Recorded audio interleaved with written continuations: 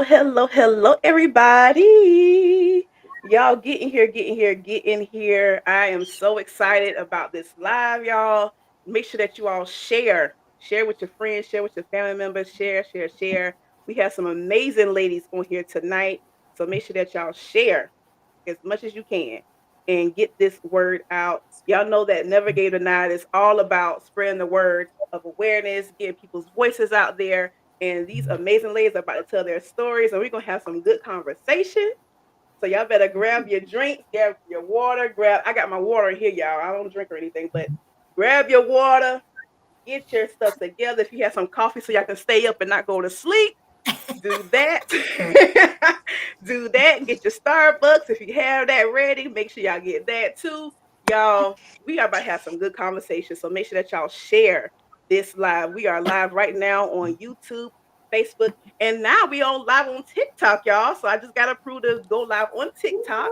So if you're following me, yeah, if you're following me on Yeah. TikTok under Annika's Blind Reactions, it should be on there right now. So make sure that you all share right now. Oh, And all right. yep. And if you have a comment, I will put your comment on the screen, and you'll be able to have your comment read right here on live, right here with us.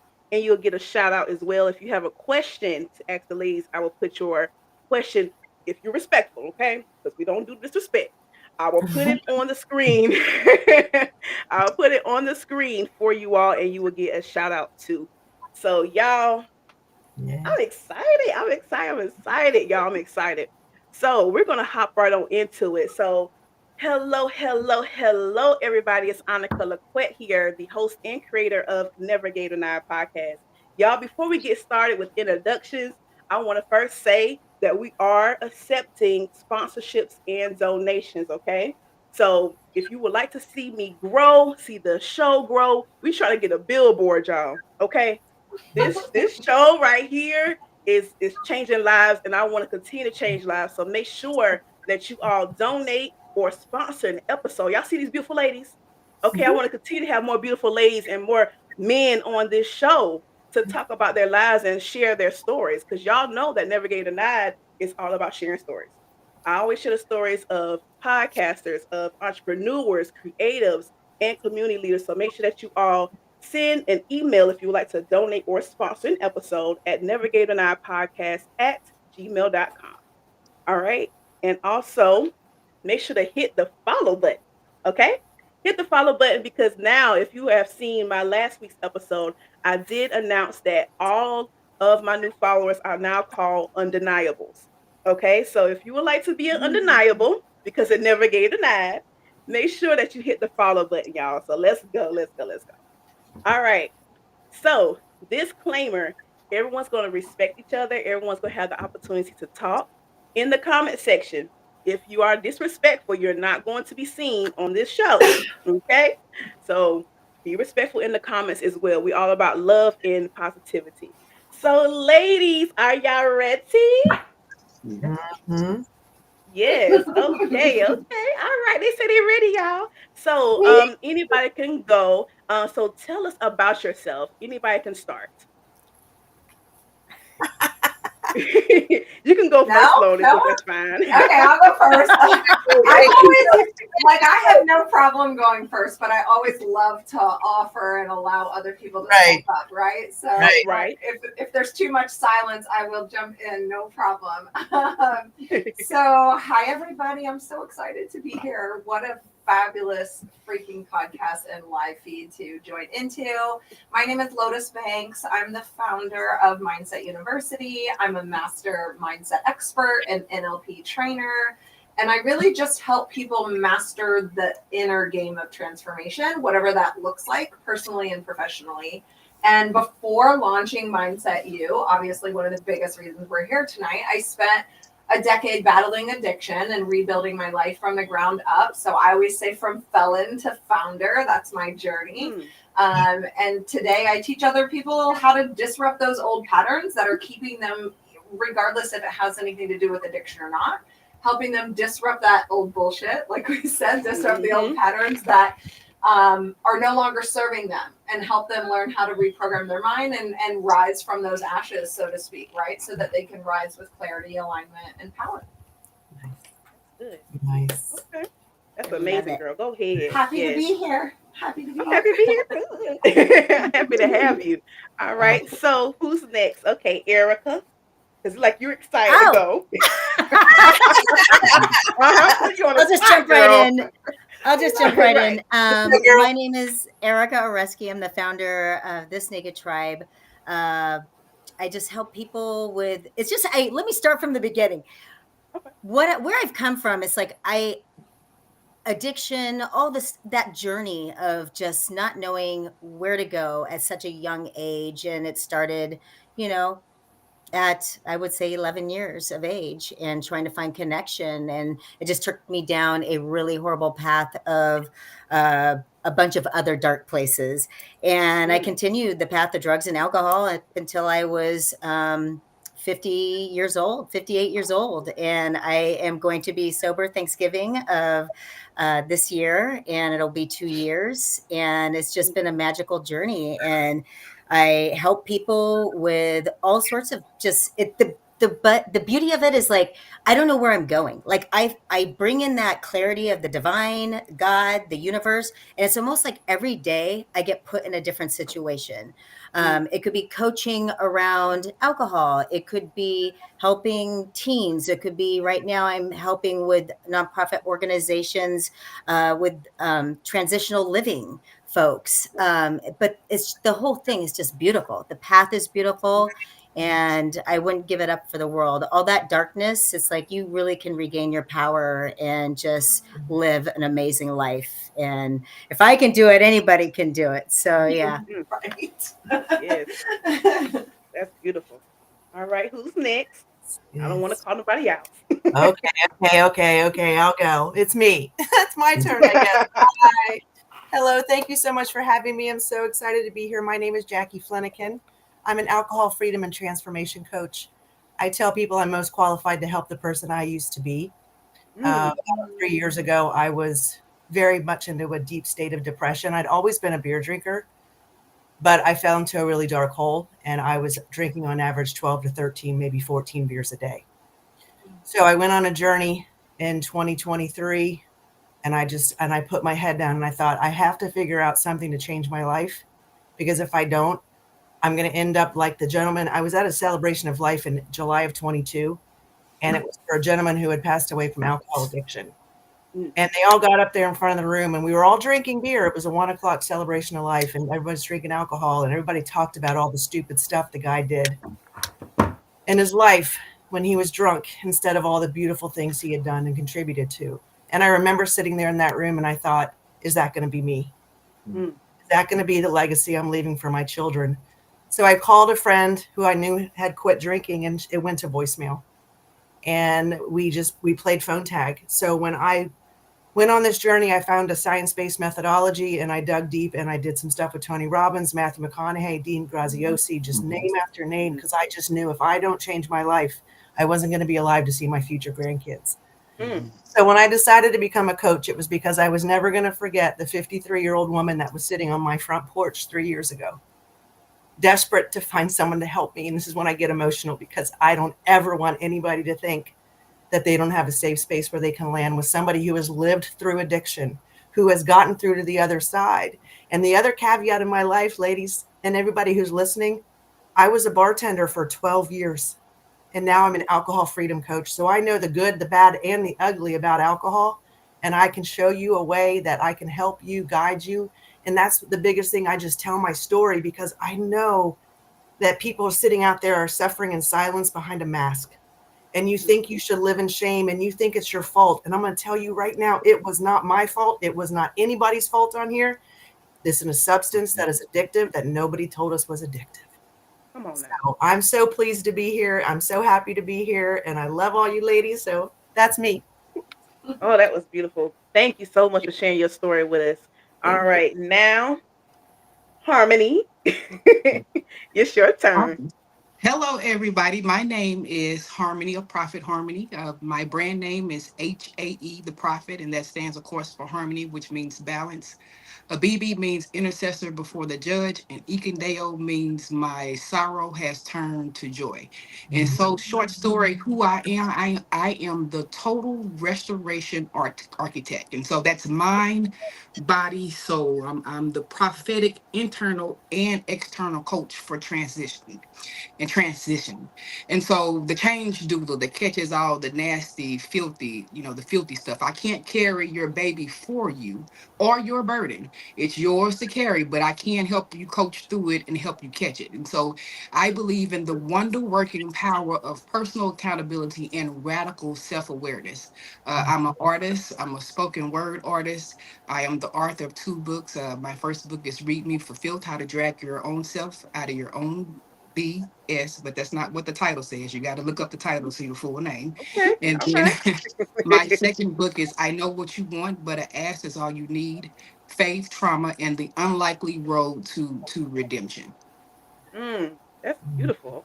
Okay. Y'all hear these introductions? These ladies are like giving it to us, period. I love it. Okay. So y'all ready for these questions? Let's go. Yes, ma'am. All right, all right. We're gonna We get want into all the it. Gonna get smoke. into Yeah, let's it. get into We're it. gonna get into it. All right. So, what was your addiction? Because I know someone has briefly said it, but what was your addiction, and how were you able to get yourself out of it? Anybody can go first. I'll Well, go. I'll jump in. I'll jump in here. Okay. One of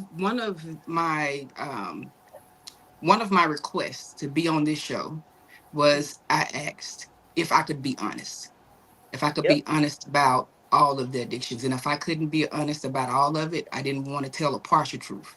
To me, a Come on now. partial truth is still a lie.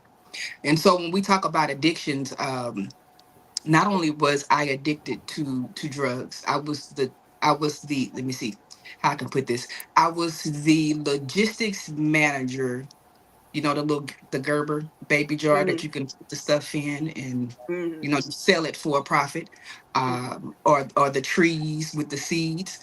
Yeah, so I got high on my own supply, trying to mask some of the things that had happened to me in my childhood trauma. And so that led to addictions, and not only drugs, but sexual addictions.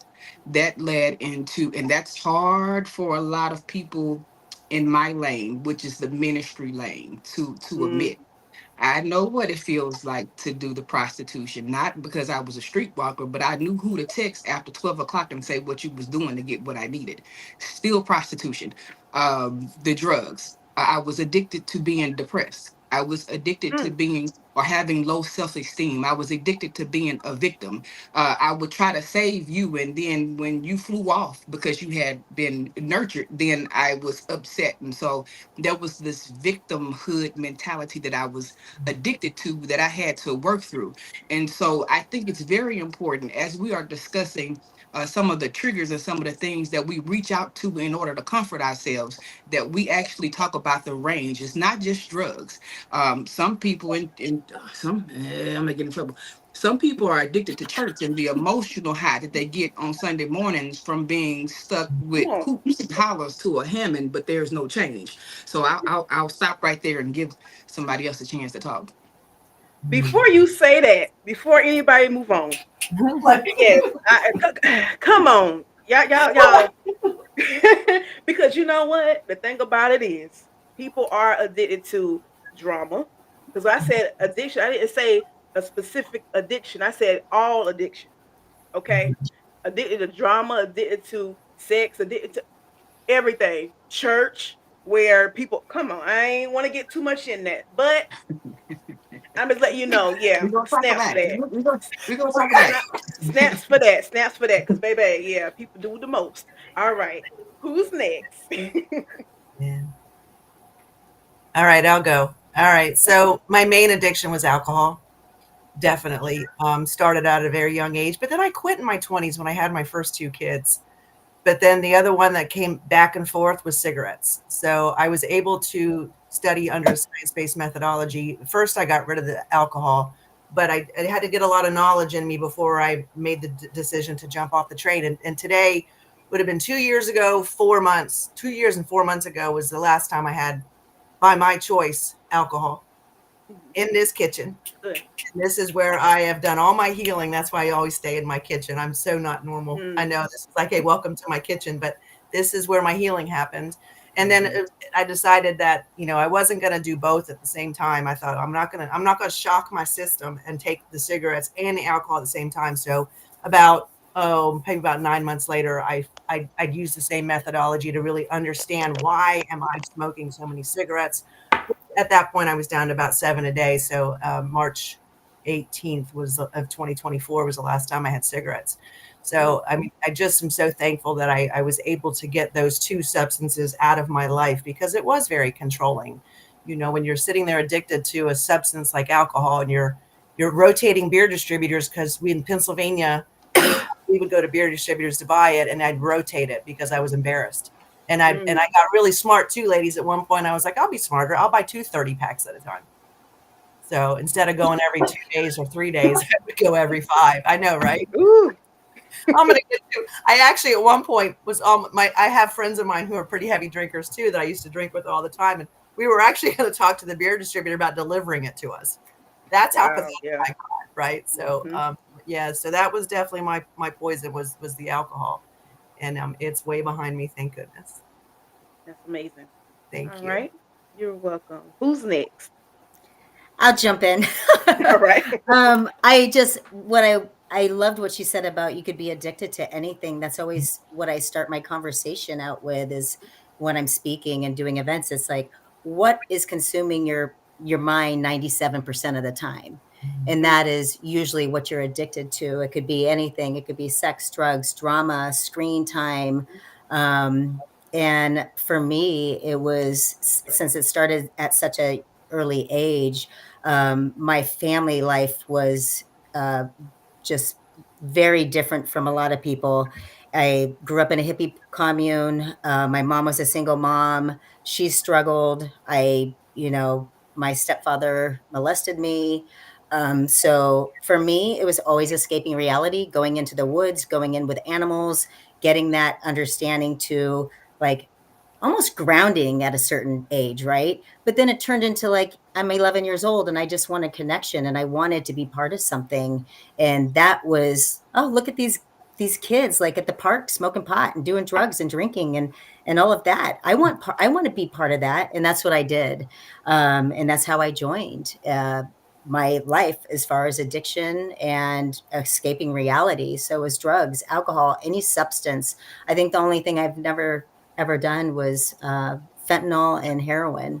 And it just took me to a lot of dark places. Narcissistic abuse, that's an addiction.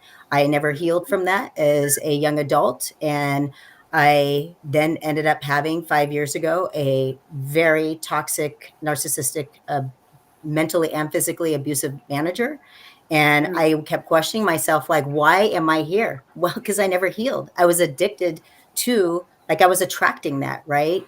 So I think, like what she said, it's like anything, you can be addicted to anything. And for me, it was just finally, like Jackie said, I quit doing the drugs and alcohol when I was pregnant, raised my kids, went back to smoking pot, drinking.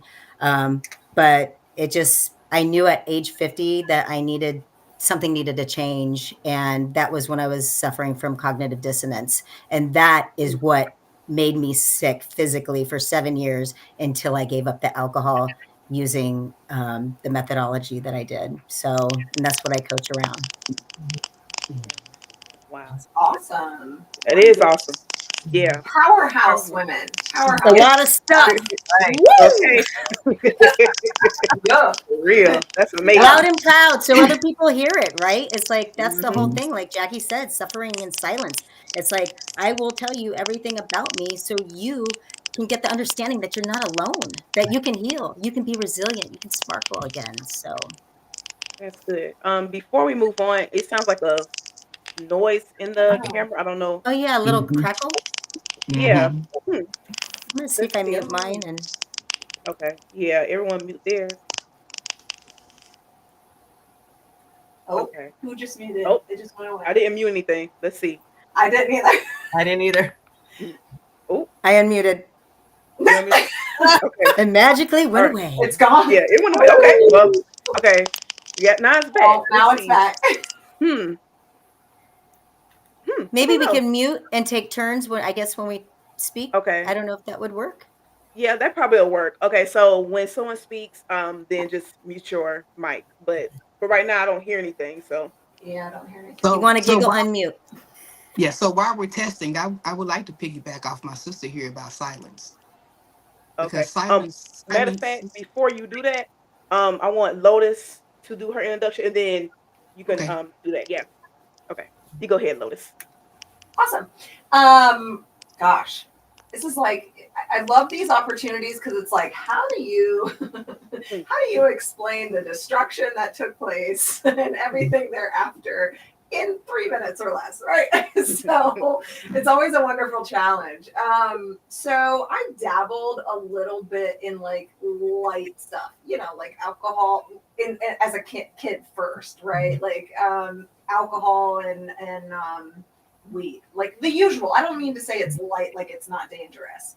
Right. I just mean like most people do that in high school, right? So started there, and what I didn't know was that I was already starting to like disconnect from myself. I didn't have those words, like I was dissociating, but it wasn't a conscious choice, and I definitely didn't have that language, right? What I didn't know let me be more intentional. What I didn't remember until years later was that there was sexual abuse that had occurred when I was 12 and even younger, but a very significant event when I was 12 that my brain literally just completely blocked out. I remembered everything before the moment, and after the moment, I didn't remember the moment. I just knew that after that thing, whatever, I didn't know that it existed. I had physical manifestation of pain in my body, mostly from the waist down, and that started at 12. Now, because I had blocked out the memory, I just knew I was in pain all of a sudden, and I was this honor roll student and won the DARE essay as to why I wasn't going to do drugs in high school and all of these different crazy things. But like you couldn't touch my legs because it felt like you were dragging razor blades down them every day, all day long. And so I remember very vividly, like, like I would go to the high school parties and that kind of thing. But there was this like inner angst just brewing. Like and I was like super, like I was like a golden retriever kid, right? Like really happy, overly excited about absolutely nothing, and just thrilled to be here, right? Mm-hmm. So for me to also start to feel this like storm, this hurricane brewing inside me, I didn't understand what was going on. And I was hanging out with these kids that like weren't doing good stuff. And there's such a pivotal night where I was sitting in the living room and they were in the kitchen, and I heard one of them. I knew they were doing hard drugs. I didn't know what. I never wanted to touch it. And I heard one of them say, "What I love about this is I just don't feel any pain." And my brain was like, ding, right? Mm-hmm. Like, now I'm interested. So, and those were painkillers at first, but when I couldn't find painkillers, I found heroin real quick, right? So it escalated from 0 to 10 really, really rapidly. And that started in 2001. I used all the way up through 2010. I had both of my boys in active addiction. Like that couldn't keep me clean. No. Like I didn't get clean when I was pregnant. No. I mean, I mostly was clean when I was pregnant with my first son, but then it was like, oh, he's healthy.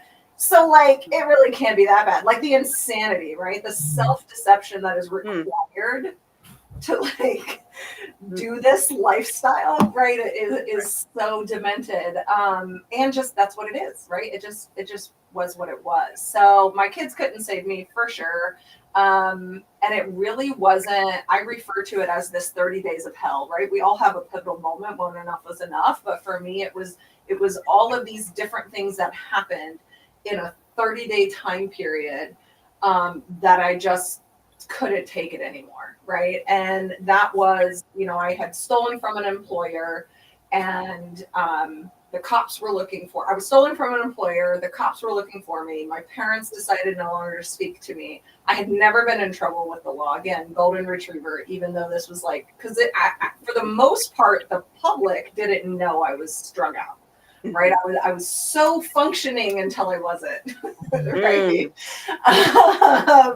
and I had to give my kids. I still had custody of my kids. I don't know how, but I had to give them to their dads. A guy I was dating that was like literally the only person that was ever this positive, supportive influence on me, that called me out from day one of like, you're better than this. Like, I don't buy into this version of you. You're not convincing me that this is you, kind of a thing. I stole from him while he was having life-saving surgery. Like literally, he was on the operating table fighting for his life. And I stole from him, and I turned myself into the police, and so all of that happened. And I got evicted, and I had one trash bag to my name, right? So when I turned myself into the police, like I sat across from this officer, and he was like, "Lotus, we know you stole $787." And I tell you what, I tell this story all the time because this is real. Because at first I was like, "What? That's all?" Like, because bro, let me tell you, it was way more than that, right? Wow. But in my mind, for a hot second, my ego was like, "Shit." I'm sorry, can we cuss? You're fine. Go ahead, do your thing. You're real on here. Okay, just making sure. But my ego was very into it for a hot second, right? Because it was very much that was how I had to survive before, was tapping into that egotistical self, this all me, for me, about me kind of a thing. And then literally it was like time slowed down. And I remember sitting there, like everything just froze. And I was like, okay, all that's happened in the last 30 days. I can either catch this misdemeanor charge, pay that money, go right back out there and hit the dope man's house on the way home, or I could tell the truth. Mm-hmm. And at the time, that felt like for the first time in my life. And I told the truth. I said, there's a lot more than that. And he was an incredible officer, did his job very well. He was like, hey, self-incrimination, do you want to call a lawyer? You know, all of these different things, which I really respected him for that. And I just was like, no, like I need to do this, because if I don't do this, I'm going to die. Like that had become blatantly clear for me, right? So yeah, my misdemeanor charge changed to a felony fraud charge. And got booked into jail, and that was what saved my life. That decision. I only had to do 4 days in jail. Thank God. I'm not built for that life, guys. I'm not. Yeah. That was enough. Like I saw enough in 4 days to get bonded out and to make sure that I never wanted to go back. But yeah, that's it. That's it in the shortest amount of time that I can tell you. And then all uphill from there with some bumps along the way of regular life. Well, that's good. You learn. That's good. You learn. Yes. Truth will set you free. Right. So, Harmony, I know you said you wanted to say something, so I'm gonna let you say that. Yes, absolutely. I want to piggyback, and I'm so sorry. I apologize. I didn't realize you hadn't introduced yourself yet. I want us to address silence, because I think even if we've all come from different stories, we've had to be silent, or we're told to be silent in some shape, form, or fashion. So my example, again, I'm a prophet. My gifts were activated when I was about 8 years old. But in the same house that I was given God, I was also taught how to lie. So because of what was going on in my house, the molestation, the abuse, the physical abuse, and I came up in an era and from a space where you didn't tell what was going on. You didn't talk about what was going on in the house. And so I was trained to lie at an early age or be silent. So silence is a silent killer. It does not do anything for your growth or for your healing. And so growth can't be the groove worn into a broken record that you keep replaying like it's prophecy. And so if you don't find someone to tell, if you don't find someone to share this with, it will eat you up. And just real quickly, from my first book, there is something in my lane in the church world where we say silence is loyalty. That's a lie from hell. Where we say silence is taking it to the grave. That's part of being a leader, and that's part of being an armor bearer. Where you take things that you know are wrong, or that you know are incorrect, or that you are know that are harmful, whether it's harmful to yourself, whether it's harmful to somebody else, and you be silent and you let God fix it. And so there is Mm-hmm. a quick pericope in my book that I'd like to share if we have time, and I'll read it real fast. From chapter 2, it says, push pause. He won't put more on me than I can bear. And I said, should I tread carefully in this section because of church folk and their opinions? And I'm chuckling to myself, nah. This pericope of text is not to make anyone comfortable. This isn't peacekeeping, it is truth telling. Many of us have lived this lion track and survived the silence that left scars that oozed anointing oil. But let's confront it and undo the generational gag order. So push play. We are inherently taught spiritual bypassing, because that's what it really is. And without proper exegetical work and overuse of weaponized colloquialisms, it permits the improper use of spiritual language, beliefs, and practices to avoid dealing with emotional pain, trauma, truth, and accountability. It conditions us to shut up, to be guilted out of our gifts, and to keep us obedient to pain. And silence is not the answer. So if there is anyone here that feels like they are being pressured into silence, find help. Reach out to one of the ladies on the panel. Reach out. I can't even say reach out to all these pastors. Uh, find some good, trained, accredited, and authorized help. Beautiful. Yes, that was beautiful. I feel that in my spirit. Go, girl. Yeah. Y'all, Yeah. before I move on to the next question, I want to thank everybody who is commenting right now, who's supporting these ladies right now. And if you're following them right now because of this, thank you. Okay. I see all y'all showing love in the comment section. So I want to thank every last one of y'all for commenting, sharing, and sending stars, or just supporting yourself and supporting these ladies. I want to thank y'all so much. So we're going to move on to the next question. All right. So well, matter of fact, let me go back because I'm gonna briefly talk about this because I know that some of you have said that you started using and abusing at a certain age. Okay, so I know Erica, you said at 11 years old, and then Lois, I say you started like real young as well. So what age did you all start using? So 17 for me. 17. Okay, so I know Erica said The light 11. stuff was like 14, the light stuff. Like But like okay, the stuff that took me out, 17.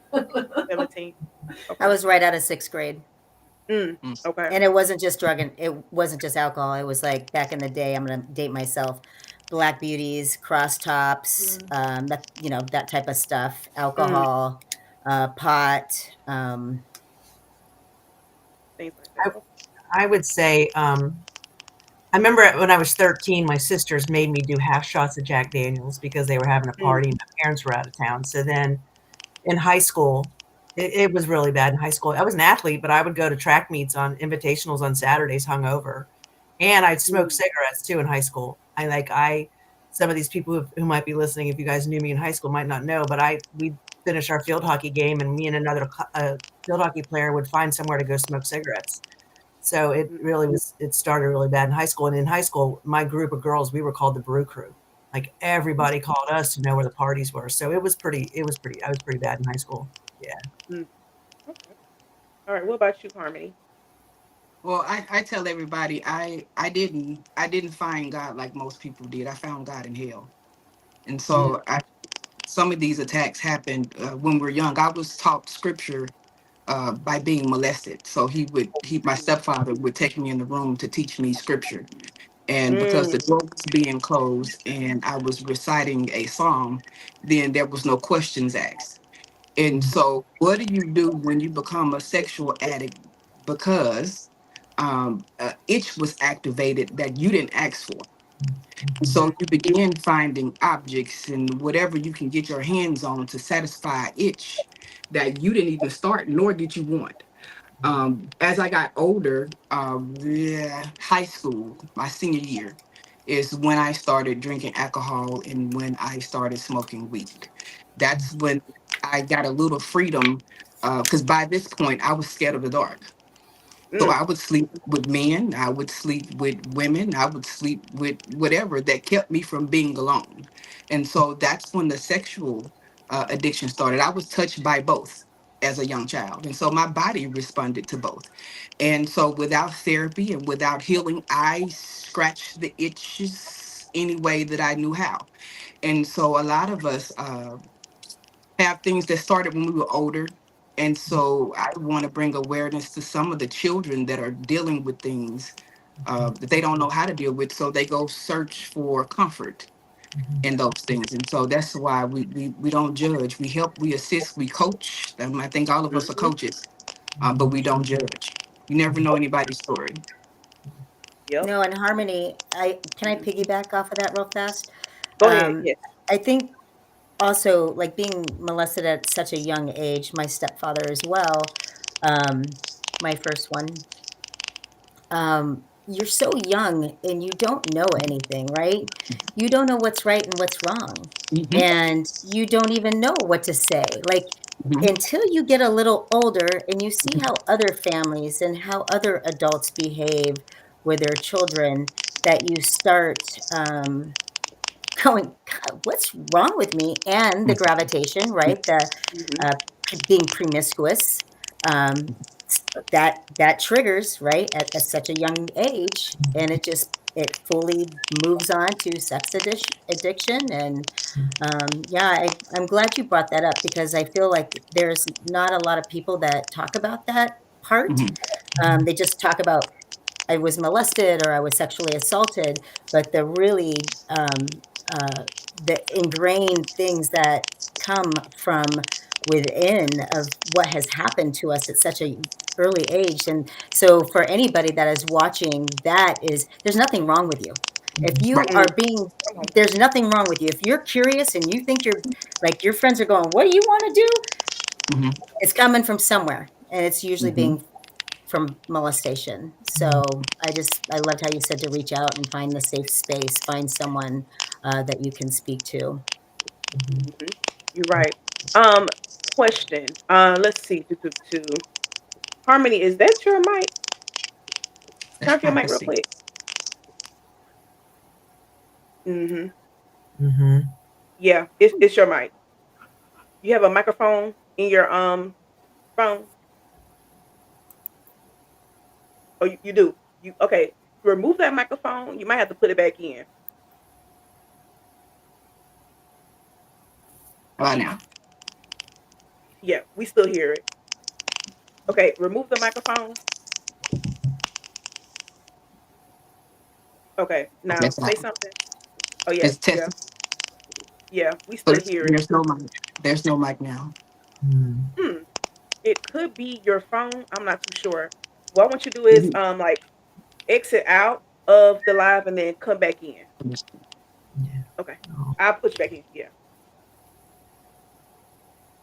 Okay.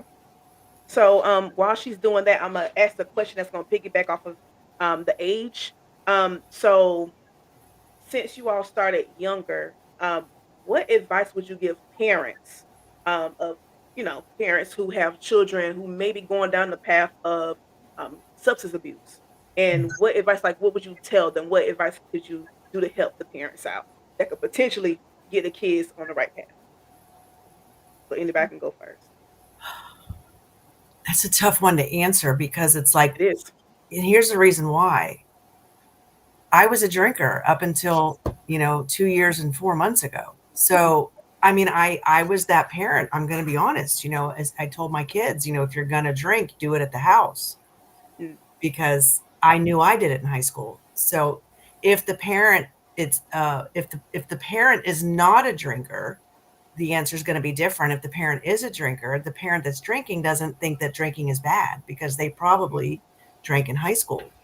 So I think the biggest thing is where's the parents' thoughts and their beliefs around alcohol, and how are they using it in their own life, and what are their thoughts and feelings on it? Does that make sense? This is kind of hard because mhm, like where I know so much now that I have different conversations with my children. Like my youngest is 21.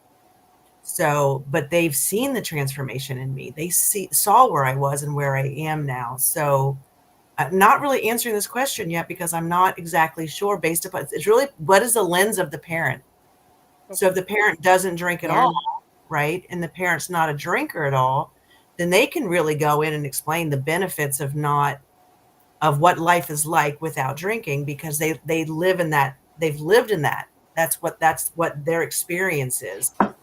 But me coming from that space of being a heavy drinker, having a teenager, it's really exposing them to understanding how is alcohol making your child feel. If your child is they're all going to try. That's the thing. I think not all, but a large percentage of these high school kids are going to experiment because it is on. I don't know why I have a pen in my hand. I have one in my hand too. Don't feel bad. So because it is everywhere on television, on movies, it is the memes and the advertising makes it look like alcohol is glory. It's glamorous. It seduces people into believing they need it. You need it to, oh, you get to have it after you play volleyball or pickleball, or you drink it when you're at a baseball game. So when we look at the way it is advertised to us, of course, it makes sense. People just go, this is what we're supposed to do. And the thing is, it's like, I learned, like, our brains when we're born are pure. And so in those first 8 years of development, they're sponge. And as a sponge, it's absorbing everything. So it sees if a parent is a drinker, they think that when they get older, that's what they're supposed to do. Mm-hmm. So yeah, it's like, I'm going to be quiet because I'm like, how do we help parents? It depends on what lens they're looking through. Are they drinking or are they not? Then we can approach it in that way, if that makes sense. I liked it. I love that. Can I speak? Can I piggyback off of that? Yes, 1 second, because I'm gonna I'm gonna let Harmony know. Yeah, no way, So, no worries. yeah. So the question is, since everyone started at a younger age, what advice would you give parents of children who may be experiencing who may be experiencing their child may be experiencing like substance abuse, or they're on the path to using substances? Like, what advice would you give the parents? So what would advice would you give the parent? I said that right. So This is a very, very good question. I probably should have warned y'all. Hell don't like me, karmic, universe, whatever you want to call it. Whenever there's good information going first, of course the opposite has to show up. But that's neither here nor there. What I would give to the parents, hold up first of all, is 1 make sure second. I don't wanna interrupt you, but I know Erica was about to say something. So I'm gonna go to her and then I'm gonna go to you, okay? Okay. Hold that Get thought, 'cause that I know it's about incense to and get stage good. out. I know it's about to get good. No, what I loved what Jackie just said, and this is what I've learned just working now with the children, the kids, the families. It's not even just substance and alcohol, it's devices, it's social media. All those things are the new modern drugs and alcohol. It does the same thing. The anxious, the separation, the stress, the depression, everything that I did as a kid with drug and alcohol, that is what kids are doing with devices and social media. And so the first thing, are they, for the parents, are you even looking at your kids? Are you watching? Are you seeing the behavior? What are they doing, for God's sake? Are you scrolling? Are you on your phone? Are you even paying attention to what your biggest, most beautiful thing in life is your children? And that is eye-opening. Like, are you looking and paying attention? And then what are you seeing? And I think that's where we really need to start. And then we can fall into, what am I seeing? What is there to see? And that's when, and I think maybe Harmony can piggyback onto that as far as like, what are they noticing? All these things, the anxiety, the stress, the disconnection, the not being with family and friends. And then there's going to be some steps. Like, Harmony, do you want to expand on that? Tag me in. Go ahead. Tag me I in. got tagged in. Go, girl. You're in. So right here, I'm gonna probably say something that's gonna hurt some parents' feeling, but make sure you're not the one that's causing the problem. My Oftentimes, the shoe. I fruit gotta throw my doesn't shoe. fall. Mm, Oftentimes the fruit doesn't fall too far from the tree. That's what the Yeah. old people mm, used to say. And so I have lived the experience where it was my parents and people that were supposed to be in roles of authority were the ones that were causing the abuse. And mm, so as a child, yeah, what I matriculated to, it was their fault. But and when I came a adult, when I became a woman, then it became my responsibility to handle. But as parents, that's one of the hardest things that you have to answer is, what am I doing or what didn't I do? Mhm. Okay. Because maybe I didn't do the molesting, but I allowed the man in my house to do the molesting because I wanted to be married. That mm. that was more important. Or maybe I didn't do the spiritual abuse to my child, but I stand up in the pulpit and lie about my sexuality so my child doesn't know because I want my child to see me as God, but I want to be in somebody's bed that's warm after the sermon is over. Mm, So a lot of times there is some accountability we have to do as parents to our children because they should be reflections of us. Are Mhm. children going to do things? Absolutely. But there is something that should be planted down on the inside that even if they try, even if they do experiment, that they will be turned and turned back around into what was planted into them. Because if we go according to the law of harvest, whatever seeds you plant, that's what's going to be whatever seeds you sow or whatever seeds you plant, That's right. that's what's going to come up. And so as right. parents, it is our job, it is our responsibility, it is our accountability to make sure that we're planting good seeds and we're not the one that's digging the seeds and killing it. Mm, Right. Well said. Yeah, I'd beautiful. love to jump in on that too because this is such a layered Mm, topic. Just this, right? So many layers and so much good stuff from all the ladies here. Like, take the nuggets, and for everybody listening, like, take what you need, take what works for you, and leave the rest. Right? Like, right. this isn't a one size fits all shoebox. So, what I'll say is, like, again, I could definitely see different elements of what all the ladies said for sure. How I would approach that and what I would offer for parents is, yes, tuning in, like paying attention, and not even like, that's why I use the word tuning in instead of paying attention, because I feel like, mm, I perceive that differently. Mhm. When I think of, like, let me tune in and really just become present and observe.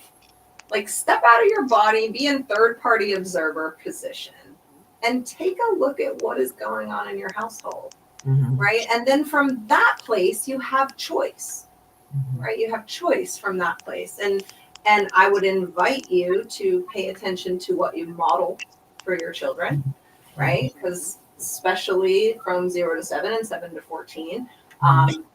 what you're modeling, they are absorbing, right? They can't even start to reject it until like the teenage years, right? So Mm, that's really important too. And then let me like take off the coach hat and just like put on the human element for a moment.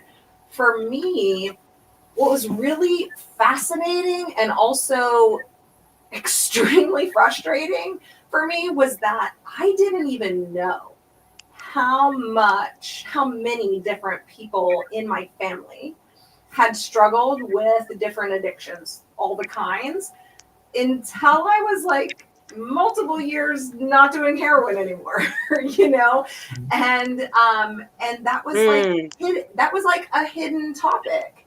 And I was raised very holistically. My dad was an acupuncturist and a Chinese herbalist. My mom was a massage therapist. They were both amazing, beautiful hippies, right? Like all of the things. We ate, all like natural food, like all of those kinds of things. So, like, I was always brought up in this way, at least my perception at the time was like, this is what a healthy family looks like. And then I didn't find out until years later that it was like quite literally a sham. Here's what and I say that with love. I really do. I say that with so much love and respect because I know that they were doing the best they could with the resources they had available at the time, period.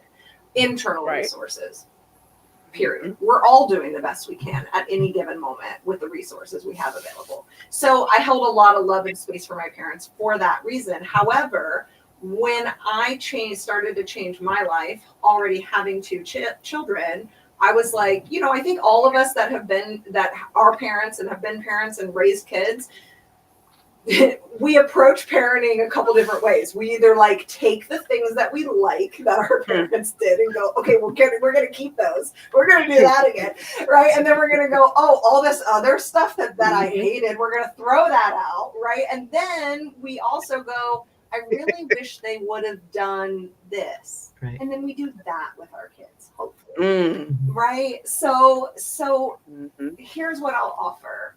When I first put the drugs down, my kids were like 3.5 and 5.5 and tiny.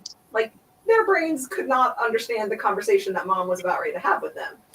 But I said to them, I literally sat them down and I was like, listen, mama's going to be better. Mama's going to get healthy. And here's what I need you to know.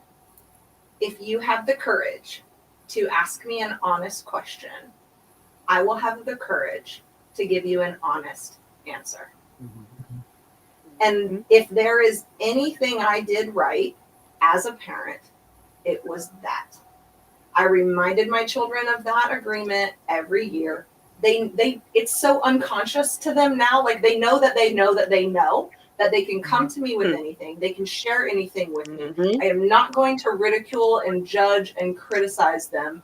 I'm going to hold space and we're going to figure it out together. And if I did anything right, it was that, right? So I'm not oblivious. My kids are now, almost 18 and almost 20. So, and they're fabulous humans, right? And I was never unaware that they were going to like try alcohol. Is it scary? Hell yeah. It's totally scary. Yep. But I'm like, hi, I know you're going to a party. I don't want you to do anything. And also, should you decide to, here's an Uber, here's my phone number, do not drive. That is a hard boundary for me. I don't tolerate it at all. And you are to come home, right? You are to come home tonight, not stay out somewhere. And that has, again, just allowed them to like go out and screw up. That's like this number second thing I did was I always told my kids, please fail fast, fail often, and learn faster than you fail. Because especially that third part, you got to do that third part. Don't just fail fast and fail often. You got to learn from it. Because if you do that third step, what I've always told them is like, you're going to far exceed where I am. I'm 41, far exceed where I am at 41 because you're starting so much younger. Right. So I think those would be my tips for now. Can we talk about the guilt of Well, that's good. parenting? Just for a quick second to piggyback, the guilt of parenting. When we have children where they see us do stuff. I was married, had my daughter, a divorced single parent that was dealing drugs before I was 23 years old. And so my oldest daughter, this is the mature prophet you see now. This is the prophet that's in covenant, but I'm almost 50. And so there was a transition where my oldest daughter saw all of it. So she saw the drinking, she saw the smoking, she saw the relationships with women, and then the relationships with men, and then the relationships with women, the secret relationship with the pastor. She saw me preach in a full robe and then come home, take off the robe, and then get into bed with a blunt. She saw all of that. And as a parent, I had to have some honest conversations, number one, to heal myself. Number two, to go back and try to apologize for the things that I didn't get right. And goes back to silence. I began telling her the things that had happened to me, not as an excuse, but for some type of platform where she could see, okay, my mom went through this. She went through this phase and she transitioned. And so now that I have a granddaughter and I have a grandson, they know the whole story. So they know side A and then they know side B. But there's still a certain part of me that's guilty or that feels or felt guilty. When she was in high school, she decided she wanted to try to have a girlfriend. I gave her my honest opinion. Hey, baby, I still love you. She went through her phase and then she moved forward. So for me, my perspective or the way that I handle is just unconditional love. The same grace that I require from God, the same love that I'm asking for from God, is the same love and grace that I give my children. Yeah. That's amazing. Y'all, They are dropping gems. They are telling their truth, and I am here for it. So, y'all, I just want to thank y'all like this for telling everybody the truth because people are influenced by y'all right now because someone just shared their story in the comments said, let's see, George P. Brooks said that he is 7 years sober. So congratulations to him. Thank you, George, for telling us that. Thank you for giving us your truth. And I'm so proud of you. Thank you so much for sharing that with us. So keep commenting, y'all. Keep commenting, keep commenting. These ladies are giving y'all the truth about their life, okay? But before we move on to the next question, because we're kind of like in the middle, so it looks like we're gonna go an hour and 30 minutes, ladies. Yeah, Yeah, yeah, because yeah, because I have some more questions good. and we gotta get even more deeper. Okay, so so if that's okay with y'all, we're gonna go. We're gonna try to see if we can go to 8:30. I told y'all I was trying to get y'all here before 9, but we'll We'll see. We'll see. see. We'll It's not see. even 5 o'clock I want to here. make a quick announcement. Oh, see, y'all, yeah, she's on the West Coast, okay, but yes, so oh, yeah. So I want to give like a quick announcement before I move on to the next question. So everyone, Navigator Nine is hiring. We're hiring for a social media manager. We're hiring for a community liaison, and we're also hiring for two college interns. So the two college interns, they have to be mass communications majors, just like myself. I was a mass communication major. I graduated with mass communications, and I love it. And I want to be able to give back to my community. So I am giving everyone opportunity to apply. So if you would like to apply, make sure that you first submit a video introduction about who you are and why you want to apply for the position. You can send that email to navigator9podcast at gmail.com. And that's, let's see, that deadline is on Friday. Okay. But depending on how much submissions we receive, we're gonna extend it. But we're gonna see because there's a lot of submissions coming in. So I'm excited. I'm excited. The next announcement is I am hosting a social media workshop on October the 25th, and that is on a Saturday. All right. So it's gonna be in my hometown of Darlington, South Carolina. So that deadline to do your RSVP is on October the 17th. So make sure that you all do the RSVP, get in with the class because I can't wait to teach y'all about social media and networking and marketing and all that because I give so much advice and I can't wait to help everybody out. So do that. And that link, I'm going to see if I can share it in the comments. If not, then I'm going to get one of my team members to share in the comments and you can apply as well for that. And the last announcement, I will be hosting my last panel of the year because y'all know I'm gonna keep pushing out these panels. Okay, so the last panel of the year is going to be for parents who have disabled children. All right, we're gonna hear their voice because I want to hear the voice for everybody. So if you are a parent with a disabled child, make sure that you come over and send me a DM, say that you're interested, and I will see if I can get you on the show. But the criteria is that you have to have some type of business. You also have to be either a content creator, just like these ladies right here. They have businesses, they're content creators, or you have to be a community leader. All right. And that means you have to have an organization, something that you're giving back to your community. All right. You could be an artist, a singer, a dancer, all of that. I want to hear from you. All right. So, like I said, the last panel of the year, that would be on December the 10th. All right. So do that. Submit that if you are interested. If you are a parent with a disabled child, I want to hear your story. All right. So let's get back into these questions. All right. So the announcements is over with. Let's see. It looks like somebody is commenting. Let's see. Do. All right. Yeah, they said real talk. So Stephanie Cotton says real talk. Let's see. Angela says that is good. So yes, we have some new things coming to Navigator Now, y'all. So just be ready for it. All right, let me bring Harmony back in. All right, and it looks like is she back? Let's see. Okay, there she go. All right, so the next question is, let's see. Boop, boop, boop. All right, so how many times you said that I am done, but kept relapsing? And what advice would you give someone who's currently going through recurring relapses? So think about that question. and anybody can answer the question. Okay. I when I jumped off the alcohol train back in June 9th of 2023, I did it with an experiment mentality of I want to see how I feel with that alcohol. So I'm very fortunate to say I also learned something from Matthew McConaughey that he talked about an owner's decision versus a renter's decision. And he said a renter's decision is like you leave the back door open and you leave it so you have an escape. He said, but if you own your decision, you own it, you slam the back door shut. So when I decided to go and try this experiment to see life without alcohol, I slammed that back door shut. And I thought I got to at least go 30 days. And I'm very thankful when I say I've never had alcohol since then.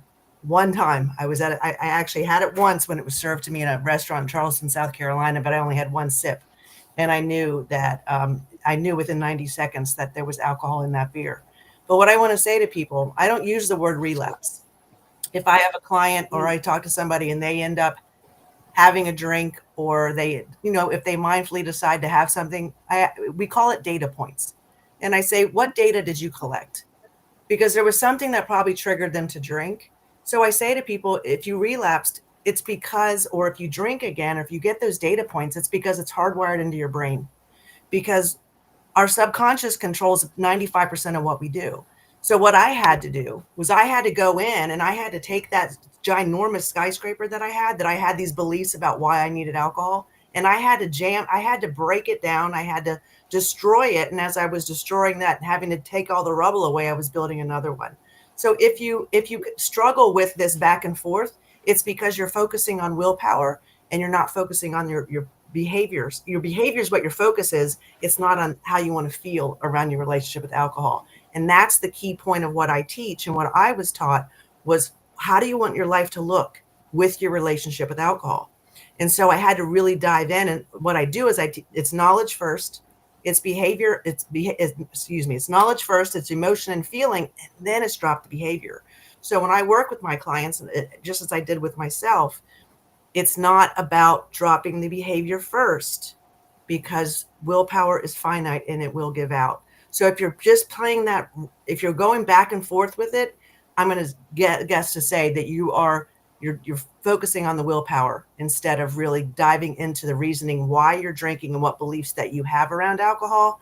Because a lot of people have these beliefs of, I need it to have fun, I need it to relax, I need it, all these different things are coming into that were hardwired into your brain. And I'm living proof that you can rewire your brain. And I rewired. And alcohol means nothing to me. You could be sitting right here next to me and I'd be like, hey, have it. I have absolutely no desire. And without desire, there's no temptation. So if somebody is, like I said, playing that yo-yo back and forth, it's because they haven't really dug into the real core reasons of why they drink and how they want their life to look without it. That's my thought. That's good. Okay. All right. Who's next? I want to jump in on this. I might piss some people off. Maybe the panel, but also hopefully not the panel. I don't know. Okay. So I literally consciously thought about this specifically before this live feed, because I was like, how real do I want to, how raw do I want to be? So here's what I'll say. Okay. Here's what I'll say. So when I first put the drugs down in 2010, and like we've all talked about tonight, like there's so many addictions. There are so many layers to everything. So my personal experience was when I put the drugs down after, getting out of jail and all of that, moved into a halfway house, never really went to church, but started going to church, hit and recovery meetings. That got me my foundation, 100%. I don't take that away. That is my story. That is many people's story. And I want to be very clear that I honor everyone's story and everyone's journey, whatever that looks like. Whatever works for you, do it, period. What happened for me, though, was that after about a year, I had a really hard time standing up every single day and saying, hi, my name is Lotus and I'm an addict. Or saying words like relapse. or saying words like disease or incurable. Mm. And this is where it's like, you know, because we all have our own experience here. Mm-hmm. I'm clear that I could never use heroin successfully. I'm clear, right? We don't, you know, like we don't even need to talk about it. For me, what started to churn was I forget who just spoke. I'm sorry, your name again? Jackie. Jackie.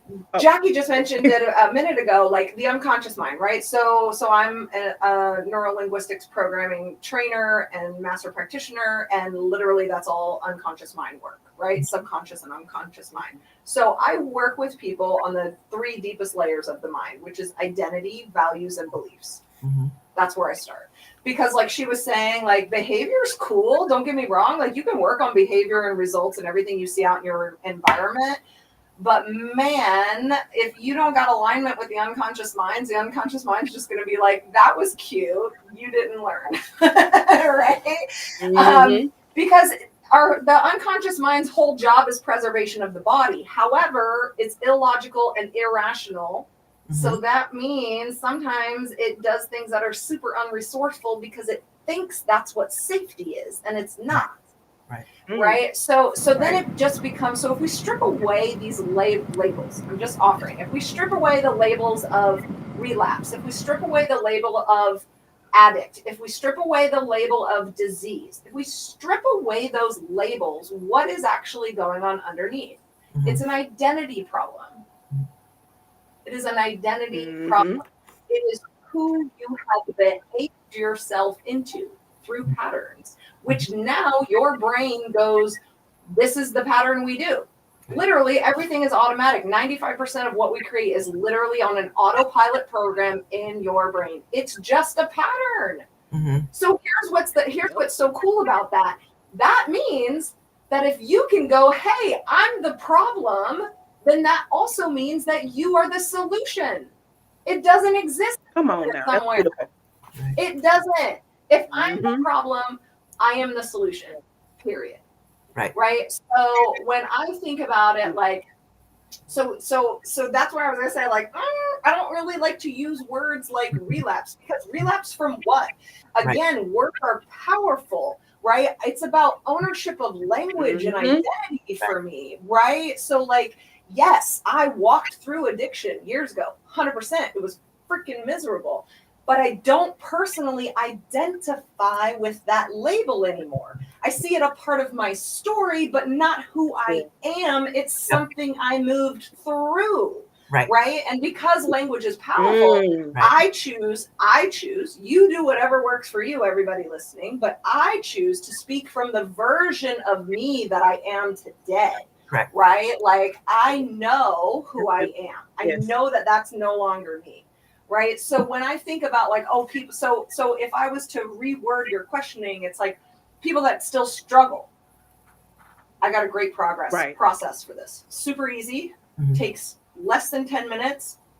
Couple questions. You got to get really honest with yourself. Also, can I plug myself?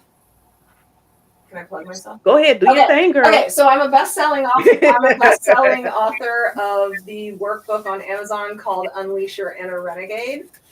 And I literally teach you how to rewire your brain. And this process that I'm going to tell you is in there. So literally you need to be willing to be real and raw with yourself. You don't have to do this with anybody else. Get a pen, get a piece of paper, get a quiet spot, sit down. Be willing to write down what comes up. Trust what comes up. No editing, no filtering, no judging. Do it. First question. What are you pretending not to know? Because you already know. Trust me, you do. And if your answer as soon as I said that question, if your answer is, I don't know, I would then counter with, I know you don't know, but if you did know, what would it be? Right. Because it's there, right? Yeah. And then the very next question is, what needs to change now that I know this? And then the step 3 is take one thing from that, what needs to change, take one thing, what's one tiny micro action that you can do on one of those things that need to change. That's it. And you just do those over and over and over and over and over again. And 15 years will go by and you'll be like this individual sitting in front of you. Mhm. But you got to do the work. Right. You got to do the work. Got to Yep. work. Yep. Yep. Exactly. That's It's good. not a light switch. Not a switch. Mhm. Okay. Yes. So Erica, you want to say something? Yeah, I love this because we all have kind of similarities on how we coach, even though we probably have different titles and different ways of going about it. But there's so much similarity, like the AA, right? That is, I don't the Mhm. labels, the shame, the blame. You know, some of my clients, that's what hurts them, right? Is having to Right. step in and say that stuff. But then I also have to go, it does work for some people, right? It's like an ice cream shop. 100%. What flavors do you like? The more ice cream there is and the more you like, and that's what it jives with you, then great, right? Success is for each individual on how they want to go about it. But to your original question, I had cognitive dissonance. Like I struggled all my life, like from 11 years of age, did alcohol, drugs, eating disorders, you name it, right? But I never like wanted to break free of that because I was consuming myself with, I just want to escape reality, right? And then when you get older, guess what? The reality of you damaging your body starts showing up. Mhm. And then the conscious and the subconscious, right? It's like the cognitive dissonance. It's like a good angel and a bad devil. And for me, I knew it was bad. I was a healthy person. I did yoga. I did meditation. I worked out. It's like, why was I drinking when I knew it was ruining my body? I could feel it in my soul. And every morning I wouldn't sleep. And the funny thing is I did drugs and alcohol to fall asleep, but I'd wake up, right? It wasn't helping me sleep. We'll get into the false beliefs in just a minute. Just bring me back into that one, right? But I was trying to sleep with the drugs and alcohol. And then I get up and I look at myself in the mirror, almost vomit, trying to brush my teeth, couldn't even look at myself because it's like, why am I doing this? That's the conscious, like, girl, you know this is bad for you. You know this is ripping you apart. Why do you keep doing this? And it's like, okay, I'm not going to drink today. I'm going to be good. I'm not going to do anything. And then my husband would roll in or a friend would call, hey, let's go do happy hour. Let's go for a drink. And I'd be like, what? Subconscious, oh, you're going to feel better. You've had a rough day. Just make yourself, relax. This is what's going to be good for you. So you are fighting internally with these two things of the good and the evil. And you're like a referee. And that's what was making me physically sick. And until I learned what I needed to do, like we talked about, challenging our beliefs. What is writing down? Like I loved how you said, write down. I know she had her thing. It's like, write down, why do you drink? I wrote down, why do I drink? Because it helps me sleep. It helps with my stress. It helps with my anxiety. It helps me be more happy. It helps me be more funny. And guess what? When I wrote those down and I said, you know what? I want to see if this is real. I want to see if these beliefs are real. All these layers that I've been grown up to think that was my beliefs. Guess what? They were wrong. And that was the crazy thing. And it's like at the end, after going through this and going through, not drinking and going back, it was Christmas Day. My husband's like, hey, you only got 5 more days or you're going to be drinking. And I said, you know what? I'm looking at my list and I can't. Like, there's too much good stuff. The reason why I drink is for the buzz. But the 25 things on the list of how I'm making me feel, like that's it's right here. Why would I do that to myself? So that is one of the things, is just challenging your beliefs, your subconscious and your conscious. What are we layered on through our whole entire life, which is socially normal for so many people, right? And I think that's where that was what my big decision was, to challenge it and stop. I can't live like this anymore. And I wanted another chapter of my life. And I knew if I kept doing it, it would not, I would not benefit from it. So. Right. Wow.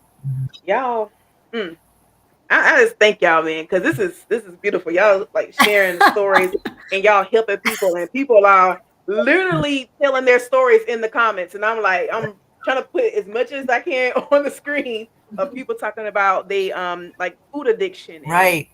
they stress eating and different things like that, and they're just like telling their stories in the comments. So Yeah, continue to do that. Y'all are helping people, So that's and like can we literally. talk beautiful. about what happens when all of that stuff or when stuff doesn't work?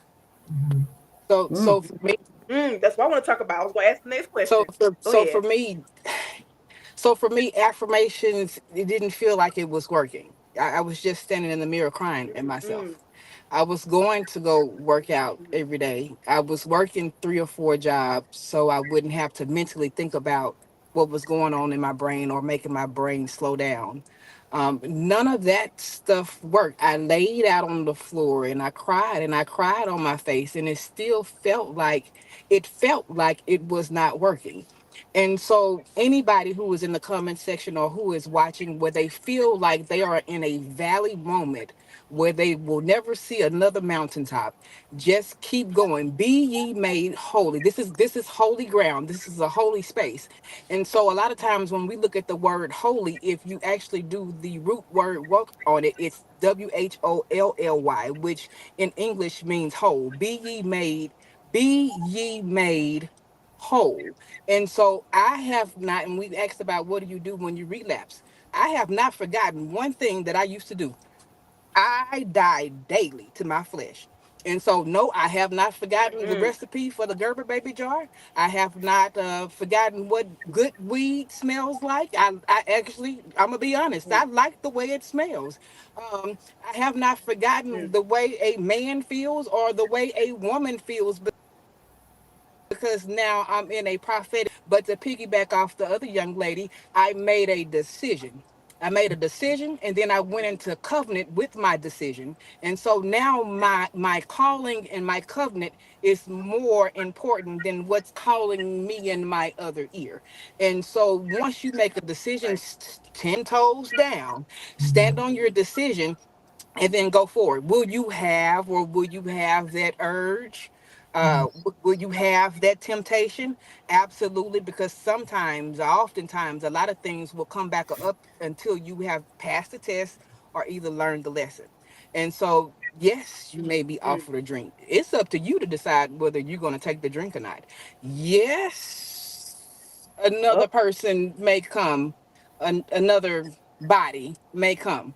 It's up to me to decide whether I'm going to break my covenant with myself and then indulge and blame other people, or if I'm going to practice self accountability and control my own self. Mhm. mm. And you know what? That's good because I was literally going to ask like the next question, like, do you feel tempted? Like, yeah, I was going to say, yeah. Um, do you struggle with temptation? And what's stopping you from saying, you know what, bump all this sobriety, I'm just gonna go back Mhm. in? Like, what's something like, because we real, because people in the comments want to know too, like, are you struggling with temptation? And if you are, like, what's stopping you? I just want to know that as well. I know from my perspective, again, your flesh is still flesh. Mhm. Yeah. So I can't speak for the Okay. other ladies, but yeah, yeah. Mhm. I, yes, after a hard day at work, um, yeah, I want some VSOP. Absolutely. That was my dream. Oh, you breaking And when up. I was broke, it was pause. So yes, I still have that taste. And so a lot of times when we talk about deliverance or not backsliding or not going back into something, that doesn't mean that it necessarily goes away. What that does mean is that Ooh, can you hear me? I can hear you. I thought it was Oh, my you AirPod breaking up. because I only have one in. I thought it was breaking up. No, Yeah. no. Harmony, your mic is going in and out. You was breaking up. that's better. Mm-mm. Mhm. No. Okay, you can go back out and come back in. Okay. Um, Okay. Say something now. What about Yeah, it's your mic.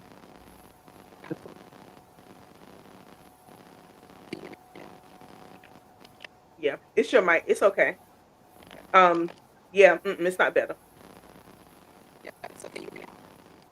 I think it's the connection. I'm not too sure. Is that better? Mm-mm. Okay. All right. I'll log off and then log back on. Okay. All right.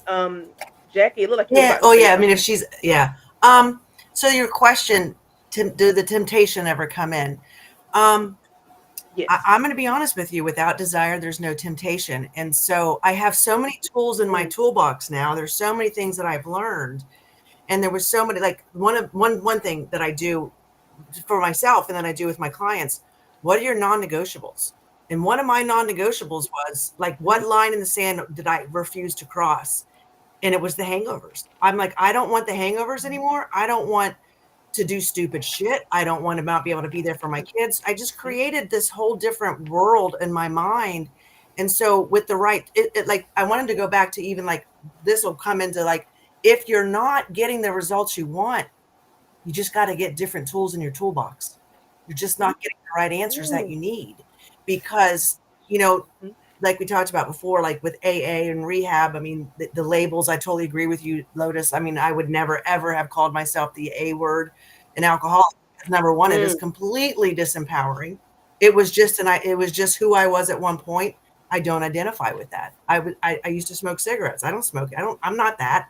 I love how you expressed that, Lotus. We worked through it. It was just a yeah, chapter in my life and it's behind me now. Right. So, I don't have temptation because I have absolutely no desire because I will never forget the way it made me feel. And I've worked so hard on creating the life that I want to have now, where now I'm in control because there was so much where, guys, when I say I was handcuffed to alcohol, I know you guys probably have felt the same way. I was so handcuffed to it that I had a beer fridge.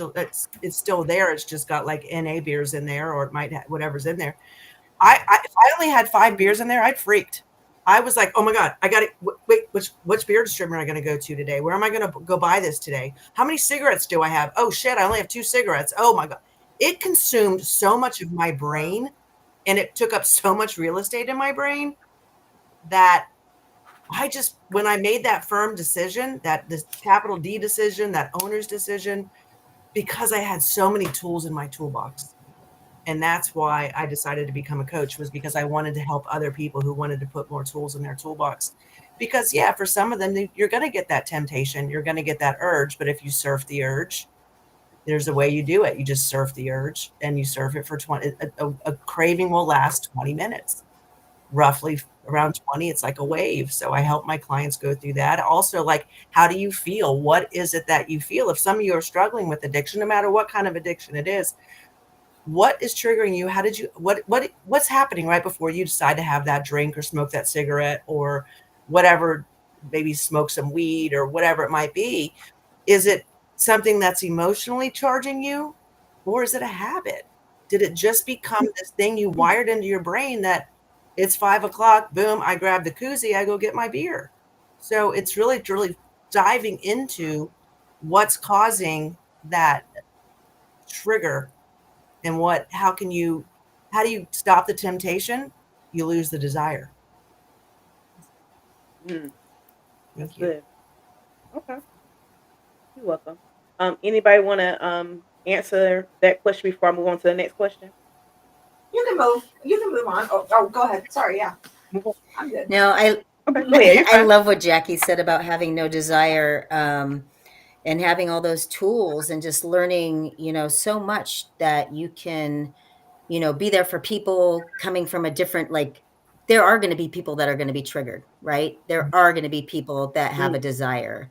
I don't have a desire either. I mean, it's the way I was taught, the way I've helped myself, but I'm telling you, I still live the same way as I did when I drank and I partied. I still go to bars. I still go. Um, I got right here. I got my NA stuff. I do a lot of mocktails. I teach people how to live in a society that is saturated in alcohol. And when they start, we dive into like what is like the emotion, like what is causing you mhm, to drink, or whatever, Mm. whatever it is that you're doing, the habit. And if you start unpacking that addict and all that stuff that's coming out, guess what? Your brain loses all that real estate of what it was consumed with of alcohol, or maybe it was, binge eating or scrolling or whatever the habit Mhm. was. And then you'll understand there's so much your purpose and your power and your passion.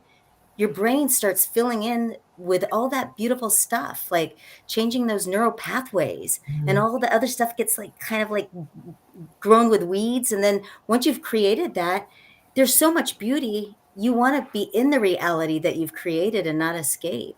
And I feel that creation is really what takes away the desire, in wanting to do the habit that once was that consumed you.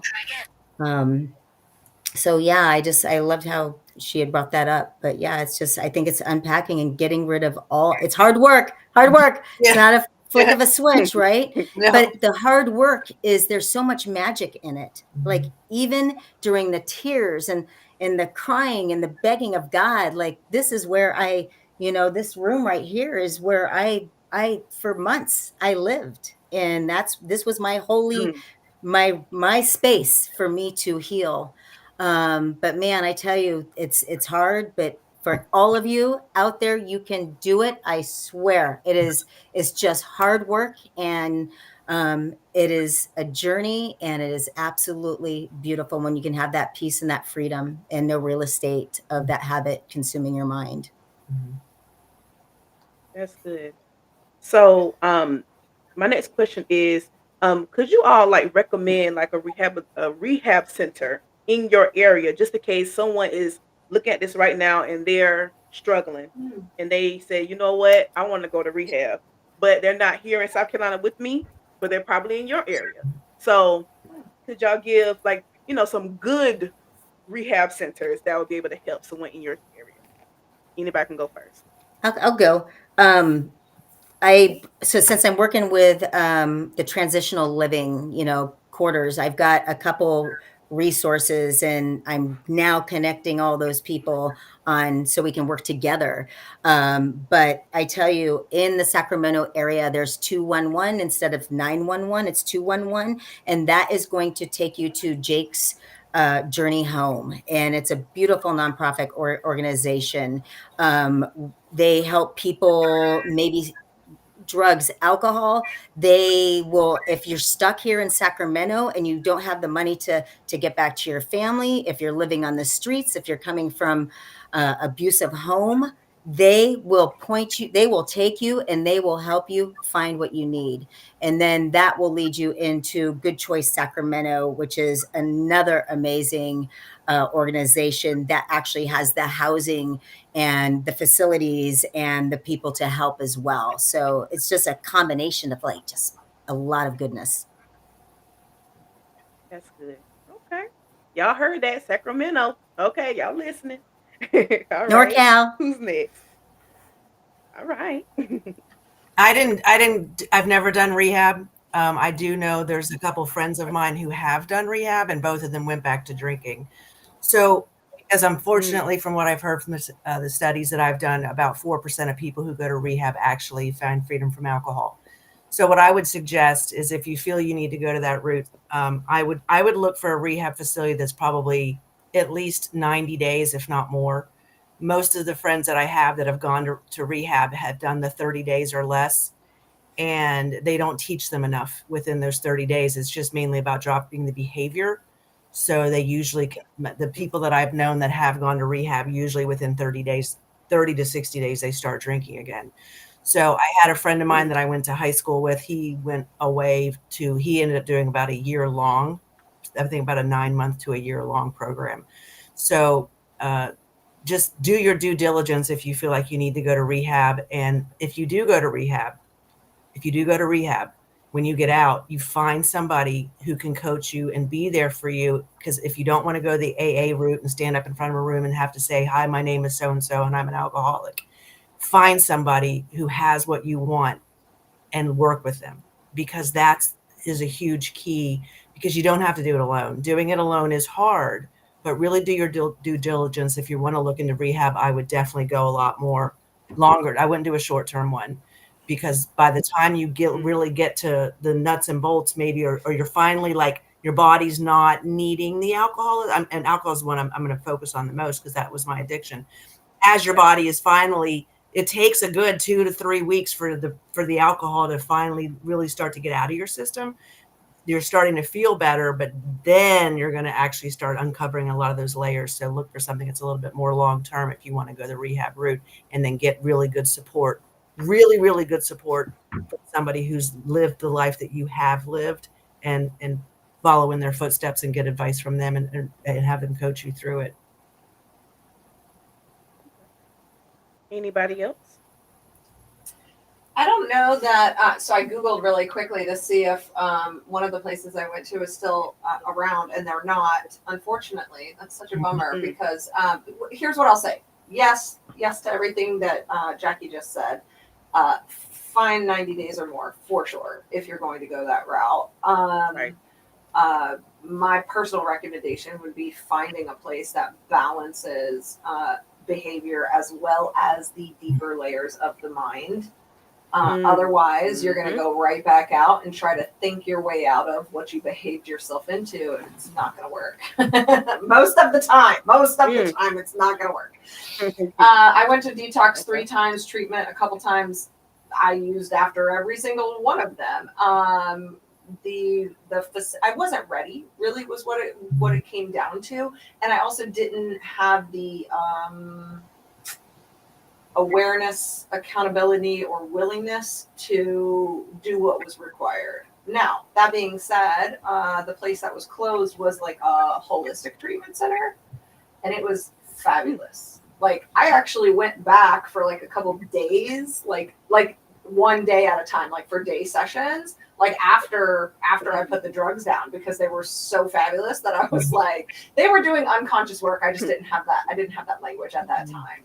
And they did like meditation on the beach every day, and we did like this like Tai Chi, karate, really cool stuff. I don't know, like it was very like active, and like getting things into your body, getting new behavior and new ways of being into your body, not just into your mind, right? Because again, we can't think our way out of what our body is still storing, right? So both are required. So any place like that, and longer term, definitely highly recommend. And also, like, it's successful for some people, so try it. Here's the thing: if you're in a place where you're thinking right now, do I need rehab? The answer is probably you need something. I remember Googling that, right? Right. Like, am I going to go through detox? Right. Like, if you've Googled that, or if you've thought about it, or if you've wondered, do I have a problem with blank, fill in the blank, the answer is probably yes. And again, how many times have we done that? Right. And again, what are you pretending not to know? Like, what are you pretending not to know, and when are you going to be willing to do something about it? Period. I'm glad you brought that up. You are not alone, whoever's listening. Trust me. If you think you're on your phone and you're Googling and you're like this, you are not alone. Not at all. Not at all. Harmony, you have any recommendations? All right. So my recommendations, and I only have a few. It's a little different than the rehab way, because I handle, or because I'm active in both spiritual things and in scientific things. I do have my certifications down from NLP, grief therapy, and art therapy. Those are some other avenues that people can use to dig down into the trauma and stories. Of course, spiritually, I am a mantled, trained, and ordained prophet. I do not abide by religion. I abide by love. And so for me, all are welcome. If you can't find anyone in your area or you need assistance, it is a part of my ministry to help. And so if I have to, and I will personally sit down and do the research with you, find help with you, find resources for you. For me, this is ministry. For me, this is being a fisherman of men. You can reach out to me and contact me. And those are some of the resources that I have available. Okay. Thank you for sharing that. Yeah. Thank you for sharing that. Okay, so I see that we are at the 1:30 mark, a little bit over that. So I am going to try to close it out a little bit, but I'm gonna do maybe two more questions. Is that okay with y'all? Okay, two more questions because I don't want to keep y'all too long. Okay. Okay. So speaking of support, as we're gonna go into that, how can partners or friends best support someone in recovery and without enabling them? You know, this yeah, because some people don't want to keep it real. They be like, yeah, it's okay, it's okay. No, who are the people in your life, or you give some advice about the people needing friends and support. So talk about that for me. I'll hop in here. Some of us are in a perpetual state of healing or recovery. And there is a certain boundary between being and then recovered or healed. Mm, And so it becomes important for the person that is doing the healing to understand this is your baby, your burden. No one else can carry it for you, but you have to carry it yourself. And then for the other person that's providing the support, there's an important boundary for you to understand as well is that you can't say you are not the Messiah. You can coach, you can direct, you can love. But when it begins to drain you, or when it begins to hurt or when you are in danger, then or when you begin participating in the same stuff that you're trying to help bring the other person out of. When it comes to that, then mm, it's time to pass off. So both people on both sides have to understand there are boundaries. There's boundaries to this, and then there's levels to this. okay. All right. Who's next? How did you frame the question specifically? Can you say it again for me? Okay, so I got you. It says, how can partners or friends best support someone in recovery without enabling them? Mm, okay, gotcha. Okay, so again, I don't use the word recovery, just like addict or any of that. I don't use any of that language. So and I also respect everybody that does. Again, always to each your own. If it's resourceful for you, do it. That's literally how I justify things and rationalize in my head. I go, Yep. is it resourceful or is it unresourceful? I don't do good or bad. I don't do right or wrong. Period. It's resourceful for you, or if it's not, Right.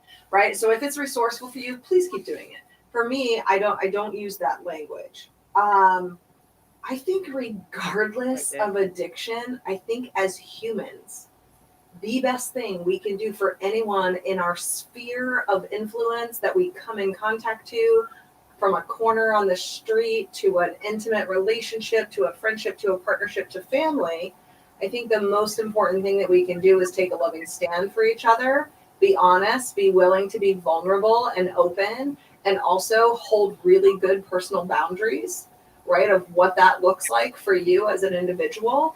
Um, and do what's needed from that place. There's so much of like, oh, well, I really want to tell them this, but I don't want to hurt their feelings or I don't want this to happen or whatever. It's like, okay, but you're actually, number one, you're lying to them by not telling them what you really think or feel. So take a look at that. Self-deception still exists within you, Mhm. right? And I'm guilty of this too sometimes, guys. I'm human. I've been in this game for 15 years of mindset and so don't judge it. Again, we are human. Mm. We are gonna F up all over the place. Right. Right? So even on a micro level. So number one, if you need to give yourself permission to give Mhm. yourself a break, permission granted. Give yourself a break. But here's the thing: when you Mhm. catch yourself, right? We've all had those moments. Again, addiction aside, with a friend that's struggling, or a family member that keeps screwing up, or somebody keeps making the same shitty decision again, right? Whatever that looks like, we've all been in a situation where we go, oh, I really shouldn't have said that. I really wish I would have said this. Or, oh, I really wanted to take a stand for them, but I didn't. Number one, modeling. What are you modeling for them? Because you are affecting the people around you. regardless if you want to or not, you are always affecting the people around you. So I always go, number one, what do I want people to take away from their experience with me, whatever that experience is in the moment? And what do I want to teach them just by being who I am? Because if they're not vulnerable, I gamify everything. I love gamifying stuff because I love joy, right? So I love having fun and being joyful. Mm-hmm. So I'm like, ooh, they're not vulnerable. Let me see how vulnerable I can get. Oh, they don't want to share that. Let me see how raw and unfiltered and deep I can go. So that, because here's the beautiful part about that. You're now creating safety because you're modeling for them like, hey, if you can't go there, number one, I'm going to hold space for you and I'm going to model what that looks like. And I'm willing to go to the trenches for anyone. I will throw out my rawest stuff. I don't care if there is a chance that it could support them. So for the people that are like, oh, well, I don't want to hurt their feelings or I don't want to do this, listen, go to mindsetuniversity.com, book a call because you're people pleasing. It's BS. It's bullshit. You're not serving yourself and you're definitely not serving the people that you're around. Period. End of story. So, so like, again, I think just like put the addiction aside from human to human. Can we all just take a loving stand for each other? Can we all just choose to be more honest and open and vulnerable and communicative? Can we all just give each other a little bit more grace? And can we all have a lot more freaking fun? Because this shit is hard, man. Yes. Come on now. She's speaking the truth, y'all. Ooh, okay. But to expound a little bit on what you just said, Lotus, you know, it's when somebody is actively in addiction and they're trying to change their relationship with whatever addiction it might be, the one thing that I really focus on is grace and compassion, because I will never forget where I came from and I will never forget the fear that I had inside of me, the shame I carried in my own brain, that the way I would beat myself up continuously. And everything you said is so on point, Lotus. But I add, and I really hold space where I just really understand where they're coming from at that point because of the fear that they have in their brain.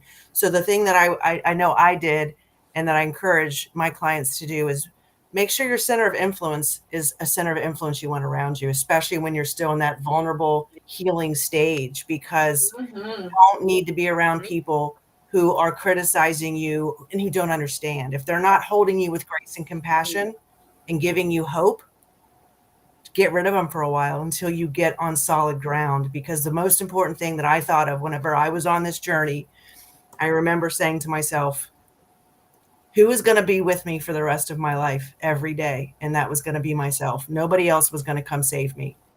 I mean, I have God, my spirit guides, my guardian angels, my mom and my dad are up there in heaven, and I thank God for them every day. I thank God for all of those. But nobody was going to come save me except me. So make sure that people you have around you are uplifting you. Don't let them be basement level type friends. And the basement level friends are the people that just, they drag you down. They make you feel bad about yourself. They don't see you for who you are. Instead, they look at all the things that are wrong with you instead of looking at the things that are right about you. Get those people who are the ones who are on the balcony, who are praising you and making you feel and letting you see truly who you are. Because as we are addicted, we lost touch with who we were. I would think this panel here can all say we have found ourselves again. We reconnected with that person who we were meant to be. I'll never forget standing in this kitchen on my Empowering Songs playlist, and the Whitney Houston song came on about 6 months after I was alcohol free, and it was The Greatest Love of All. And I listened to the words and I cried. I finally cried, and I said, oh my God, I'm back. I finally found me again. But in order for me to find me again, I had to have my center of influence be people who were supporting me, not the people who were like, oh, you didn't have a problem. Oh yeah, you know, they didn't understand because they didn't live. They didn't live between my two ears. I did.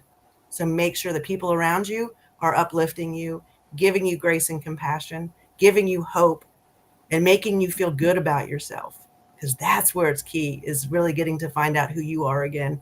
And I mean, I've just really have aligned myself with some of the most amazing people in my life, because I finally put me first. Not selfish. It's okay to be selfish. It's that selfish is okay. Selfish is okay. And what I mean by that is like if there's 5 pieces of bread and there's 6 people sitting at the table, don't be selfish and grab the quickly grab the bread. It's like if you need to take care of you, and Right. self-care is so important. Self-care is so important. And there's times where people would say, "Hey, come out. Why don't you come out?" I'm like, "I don't. No, I'm not going out tonight." Because I had to take care of me because nobody else was going to. So that's my advice. That's where I would go with that is grace, compassion, and align yourself and with people who have the values that you have, because your values will change when you drop the substance or the addiction or whatever it might be, because you open up your mind to a whole different way of living, and you just want to have those kind of people around you and surrounding you, and it's a beautiful thing when you can find your new tribe. It's beautiful. I want Mm. to flip the I Y'all want to giving me flip the coin chills. on That's that. giving me chills. Go ahead. You're fine. Um, so I love what both Lotus and Jackie said, and I was kind of in a different predicament. Like I had been married for 33 years, with the person that was the person that I went to the bar every day with. We met in a bar and Mm, we drank together. So I couldn't just surround myself with people that uplift me because I was married to him, sharing the same home. And when I mm, stopped the drinking, when I did, went through the whole belief system and whatnot, he continued to drink and he Mhm, dropped my hand. mhm, And he did not join me. And I mm, can't get away from someone that I had been married for 33 years, right? It wasn't possible. It was, and not to mention one of the things what I think is a lot of people just give up, right? mhm, And you got to do the work. And it's not just do the work on yourself. It's also like, let's see where this goes. And I want to just say something important. Um, being a coach and knowing what he was going through, watching him and his addiction and his habits and what he was doing every single day and coming home. That's why I was in here. mhm, But I had to focus on loving myself. I am the only one that is going to take care of myself. And Gabor Mate mm, says something, I think it's him. He says, you got to look at that person. That person, I love that person. There's the addict and then there's the person, two different things. Like what is your role here, mm, right? You've got to love. You fell in love with that person. Yes, maybe they're an addict, and that's where it's just like I had to drop the rope, and I had to drop the rope and stop trying to fix and try to lead him. I led him to the water, but then it's like, okay, you're not drinking. And I'm telling you, people, if you're in the same predicament, stick with it and shine your light, lead by example, and be that person. Because I'm going to mhm, tell you, you're going to shine bright and people are going to be like, what is going on right there? And you are going to make a mhm, difference in the world. mhm, Your partner, your friends, people that see you and listen to you, I'm going to tell you, it's a beautiful thing. You got to do the work, and you've got to take care of yourself because you are the resilience person, and that's all you have. But mhm, man, if you shine bright, everyone will follow. People mhm. will follow. It's Right. like Jesus, right? A little bit. mhm. I just Yes, love come that on about now. him. I was like, I look at that, and it's just there's so much around, and not to go all crazy, but there's so much beauty that if you look at those examples of living that life, it's like Mhm. so much beauty comes out of it and Mhm. just shine bright. Okay, that's good. Y'all, come on now. If y'all in this comment section and y'all are liking this, make sure that y'all share. Make sure that y'all follow these ladies because all of them are very talented and they're just amazing. Okay, they are very good at what they do and they're giving us some jewels. Okay, to help these people out here. Okay, because there's all types of addiction. Okay, not just the addiction that they're stating. There's all types of addiction. So if you are someone who is struggling and needs some help, just look at this line down here. It's like a call number, so it's like the 988 crisis lifeline. You could text that number or you could call them and they're available 24/7. Okay. So these ladies are giving so much advice and they'll give you some advice too. So support them, y'all. Support them. Follow these ladies, follow these ladies, follow these ladies. Okay. So the next question I have, this is about Mhm. relationships, okay, and dating. So we already talked about mental health and everything. We already like talk about a little bit of relationships, but now we're gonna talk about the dating part. So for anybody out there who's dating and they're ready to disclose that they were struggling, okay? Because we're not gonna use addiction. All right. Yes, Miss Lotus, we're not gonna use addiction. You can. We're not gonna use addiction. We're not gonna use recovery, Right. none of that. Somebody who's struggling, all right, who has struggled in their past. They got stuff going on. Right, stuff going on. I think we all got right? stuff all the time. Yeah, we all got stuff going on, Like, okay, so how can they disclose that they were struggling to someone they're dating? Like, when is it the right time? For anybody who out there that's dating right now and who has struggled, when is it the right time to tell their person? All right. that Can I go first on this? Yeah. Can I? Go ahead, do your thing. Oh my God, because it's like, I might tear up. Okay. October 31st last year, I had my first date, and I'm still dating him. And we went out, and it was funny. He had found out because he knew we had met on my birthday, October 26th, and he had asked me out, and so I said yes. And the neighbor across the hall from him knew me and knew that I didn't drink anymore. So on our date, he actually said, "Would you like to meet me at the Whiskey Rebellion?" Like, and it's a restaurant here in town. So I found humor in it, Okay. It's all good. So he was drinking a Scotch on the rocks when I got there, and he's told me his story.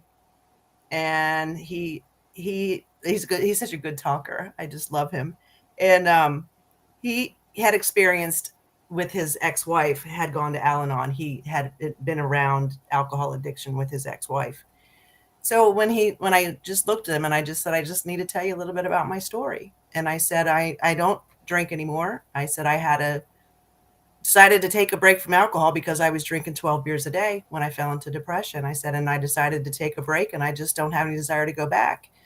And, I was so confident in who I was, and it was a beautiful conversation. And what I'm going to tell people is, if you aren't drinking anymore, you will find the right person out there. I mean, I hit the gold. I hit the gold mine. We have the most authentic, raw and real conversations.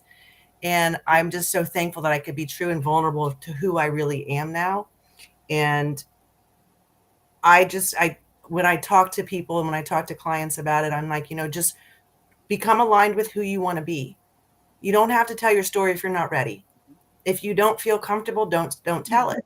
But I felt safe with him, and I have felt safe. Like, this gentleman has given me this space that I felt held, and I'm still healing. I'm still a work in progress. I still have stuff that carries in my subconscious from my childhood that will rear its ugly head, and I will get emotional about things. But I'm able to I'm safe with this individual, so I'm very lucky for that. So really, the best thing I can say is, don't be afraid to share, because you have no idea what kind of person that's sitting across from you, but do it when you feel ready. And you don't have to tell everything until you're confident that you feel safe to share it with that individual. I'm lucky. It worked out great. Yeah. That's good. All right. Anybody else? I'm so happy that it worked out great for you. Oh, thank you. Me too. No, The it's flip side a of the great coin. ending. Yeah, the flip side of the coin, though, when it doesn't work out great, when you share something with people and they use it over your head later. I'll tell you quickly about a story. I've been suicidal most of my first half of my life. The first time I attempted suicide, I was 8 years old. The first time I tried to kill somebody, I was 8 years old. I tried to kill him. It didn't work. When I couldn't kill him, I tried to kill myself. So that was the first attempt. My last attempt at suicide was about 32. And so you meet people and you get into these dating relationships and you feel like you should be able to be honest and be open. And so I shared my testimony too with someone. And when they got upset, they went and filed a false police report about the suicide attempt that was in my 30s, but I'm almost 50. So what happens when people will use things against you? And so my short story for that, and then on the other side of that, when you're a public facing figure, and so I may not be well known to a lot of people, but I am known to some people. Um, I tell my story anyway. I am the author of my story. There is nothing that I say in private that you probably can't go find in one of my books, that you can't find online. I'm a very open person. But I will say, this is one of the first lessons that I was taught. Always guard your heart. And so if that means you can't share your story until you feel safe, and then even after you feel safe, go back and verify. Verify your safety. Verify what you're safe in yourself. And then share accordingly. Your story may not be for everybody. And it's not for everybody that you date or everybody that you interact with. So in this season, use discernment. Right. I was gonna say that. I'm like, I always say, read the room. Right. Use Right. discernment. Use Right. discernment. Yeah. Right. Most definitely. Yeah. Okay. Anybody else? I'll go. It's not about dating Yes. because I don't think I actually said what happened with my relationship with my husband, but we're still married, so I'm not dating. I dropped the rope and he saw the light, and he just had over a year sobriety for alcohol. It was absolutely beautiful. That's good. That is a happy ending, right? Yeah. And but it like Harmony said, it doesn't always happen like that. But focusing on myself, if something were to happen, I would have myself, right? And I'd be the best version of myself. But what I do want to say for people that are in a relationship and you do become sober or you quit the habits together, it's a little different. It's almost like dating, and it's seeing each other in a different light. It's all new to us, right? Everything. Sleeping together, going out, sex, conversations, and to be now, we just celebrated 35 years, but to be now at a place where we feel like we're dating again at 35 years, man, it is absolutely beautiful, and it's crazy, but it's a little weird. Just saying, just stick with it and get a little curious. And it's almost like you're old, but you you look like that. Oh my God, shit, dang! What the hell was I drinking? No, it's all good. So just a little different, like in the relationship, and you guys both break the habit. That's kind of just expect that it's going to be different and a little new. Mhm. Okay. All right. Lotus, you have anything? Gosh, this is such a loaded question for me.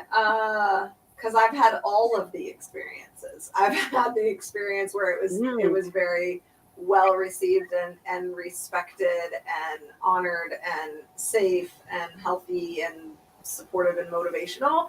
I've had the experience where I didn't feel safe, so I didn't say anything. I've had all of them, right? I was married once upon a time, and I couldn't go to him with anything, really. I couldn't go to him with my emotions. And I don't say that because that was a him problem. That was a me choosing who I wanted to spend my time with problem. And being willing to put myself in a box and quiet, right? Like we talked about on the beginning of this call, and quiet myself down because I wanted stability, right? So it's not that he was a bad guy by any means. But I just see things so differently now, right? Like it ended our marriage. I came to him struggling and it ended our marriage, right? So, and we built a life together. We raised kids together, right? So, I've had all of the different experiences. So I think because I've had all of the sides of the coin, for me, I'm a really big believer, and not just for this, for anything and only always. I'm a big believer in getting the energy off of it, whatever it is. Right? And what do I mean by that? There's a lot of different ways you can get the energy off of things, and try them until you find one that works for you. It's either saying what you're feeling and going through and struggling with to the person. Maybe also like I do a lot of breath work. So like breath work is a big thing for me. I'll breathe through things. and then make a decision of who I want to share what with, right? And also like the beauty of getting the energy off of it and just saying and sharing the thing, unless it's not physically safe for you to do so. There's a very big difference between, not feeling emotionally safe and actual danger. I am not referring to danger, right? Right. But I just want to be very clear, right? But I really believe in getting the energy off of it, because what we resist persists, and what we hold inside of us grows. And I don't want that, whatever that emotion, feeling, sensation, struggle is, to grow. I don't want it to continue to manifest. So the best way through that is to get the energy off of it, and using, like all of us have said different times tonight, all the tools in the toolbox until you find which one works for that thing that you're struggling with. And when it comes to people that like aren't a safe space, that do leave, right? Those kind of things. Like at the time, if you would have told me like your husband leaving you is going to be the best thing ever, I would have, I don't even know what I would have done, right? I don't even know what I would have done, because to me, it was like I was in this fairy tale. I just had no idea what I didn't know, right? But it really is. Like, if you're with someone and you're dating someone that can't hold space for you, isn't it better the sooner you find out? Isn't that better? Because then we can stop wasting time, and you can go and get someone that actually deserves your presence, because you deserve to be seen and loved and accepted and supported for everything that you are. Everything. So that's my take. Oh, I love that. And That's amazing. one thing that Yeah, I really love that. stuck out is, not like you said, I couldn't see it, or I didn't know, you know what I mean? Because I think a lot of times when we get into a relationship, and I'm going to use a narcissistic relationship, and not a husband, like a work relationship, right? Or a friendship relationship. And a lot of times you are so blinded and so in love or so into that person that you can't see straight, right? And I 100%. really think that's when we're like, let me tell you all about my life and my secrets and this and that. And I really truly believe, if I could take one thing back, someone asked me, could you point out a narcissist? And I'm like, I'd have $1 billion if I could, right? But there's one thing that really stands out. They seem over like almost like godlike. Like, oh my gosh, that person's got their stuff together. They look fabulous. Oh my God, who are you? And you know what? It's that lure, and they just ring you right in. And I'm going to tell you, that's when you spill your secrets, and everything that is hidden deep down inside is so important to you. And then you know what? It can be used against you. Right. And it can be, and I'm going to tell you, the one thing I could say is, if you are so in love and you want to spill your guts, take that person to meet your girlfriend. Take that person, let someone have another perspective on what you see, because not always, even on our clients, I see it. Like I will see it. Like they're gaga goo goo, and I'm seeing all sorts of patterns, and I'm like, okay, That's me. right? And you just get them to meet somebody else, a circle of friends that really know you, and maybe take a listen of what they have to say, because I think love can be blind, and it doesn't have to be love. It can just be infatuation on a relationship. And that's what really destroyed my life in 5 years ago. So I just wanted to really put that out there. It could be anything. It doesn't have to be just a date. It could be a relationship with anyone. Yeah. Y'all. Whew. Y'all really did that. Okay. So I'm gonna close this out, because this is too good, and I need the people wanting more. Okay. So y'all, thank y'all so much, because y'all told y'all stories, and I'm so proud of every last one of y'all. Okay. So before we leave, give yourself a shout out. Let's see who I see first. So I see Jacki first. So Jacki, give yourself a shout out. Tell people where they can follow you and support you. Okay. And my website is coachingbyjacki.com. And that's Jacki with an I. It's coachingbyjacki.com. And then if you'll probably butcher my last name. I'm Jacki Fleniken. So I'm on Instagram. But once you go to my website, there's my links to my Facebook and my Instagram. And then you can find me. I've got a Facebook page actually with Erica. We have a Facebook page called Sober Guides to Freedom.